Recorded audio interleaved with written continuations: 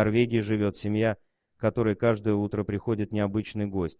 Красавец-олень подходит к окну дома и терпеливо дожидается, пока люди проснутся. Такая привязанность дикого животного возникла неспроста. Однажды семья спасла ему жизнь. Оленье мясо деликатес, и из него получаются вкусные блюда. Именно поэтому олени пользуются особым спросом у охотников. Когда оленя подстрелили охотники, добрые люди просто не позволили им убить зверя. Оленя забрали в теплый дом и ухаживали за ним до тех пор, пока он полностью не выздоровел. Красавца назвали Флиппин, что в переводе на русский означает «плакса».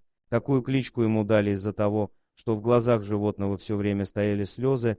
Когда Флиппин выздоровел, его выпустили на волю. Но олень не забыл своих спасителей и с тех самых пор постоянно их навещает. Целых 3 года животное приходит к окнам и ждет угощения. Метик вам, спасший оленя от охотников, рассказывает, когда он подходит к окну, он стоит и ждет меня. Он всегда ждет, когда мы проснемся, чтобы ему дали хлеб. Он очень красивый олень, у него большие рога, мечта любого охотника. Сейчас из охотников никто не пытается его убить, потому что он наш друг. Зимой он приходит к нам чаще. Летом и весной бывает не всегда он уходит далеко в горы, но мы всегда рады его видеть. Он ведет себя очень скромно и других людей боится. Олень каждое утро стучит в окно женщины. Причина растопит ваше сердце. Как отмечает Метя, любимое лакомство животного – это хлеб. В местном магазине продавцы даже бесплатно выделяют по несколько буханок специально для этого оленя. Флиппин уже успел стать местной знаменитостью, но к чужим людям старается близко не подходить.